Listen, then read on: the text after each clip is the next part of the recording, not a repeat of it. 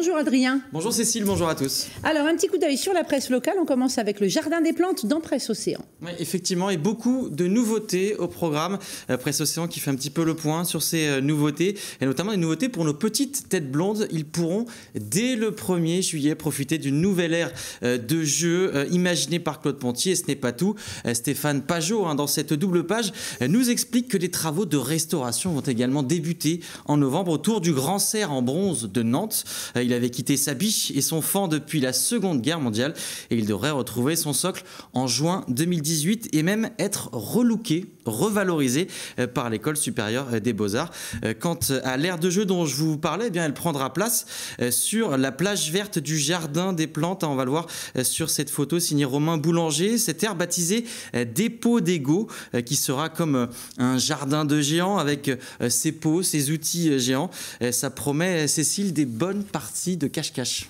Dans 20 minutes, on parle de Microjoule. C'est le retour de Microjoule. Effectivement, avec deux écoles à Nantes qui sont déjà prêtes pour un nouveau record du monde de kilomètres par litre. On le voit dans cet article de 20 minutes signé Clément Carpentier qui a pu assister à la démonstration de la nouvelle CityJoule à hydrogène. Le record à battre, Cécile, je vous le rappelle, c'est 1350 km. Alors Clément Carpentier nous rappelle qu'avec 1 litre, nous parcourons, nous, pauvres terriens, 20 km. C'est donc un véritable exploit. Les voitures à hydrogène, ils y croient dur comme fer, ces écoles, même si bien sûr c'est pas pour tout de suite. Il faut d'abord travailler sur la vitesse de ces véhicules, mais également faire baisser les prix. Ces deux écoles qui seront peut-être récompensées dès ce week-end à Valenciennes et puis également à Londres où il y aura une nouvelle tentative dans les prochains jours. C'est même prévu d'ici fin mai. Et puis avec Ouest France, on prend la direction de Saint-Herblain. Effectivement, et Cécile, est-ce que vous connaissez le steel drum ? Pas du tout.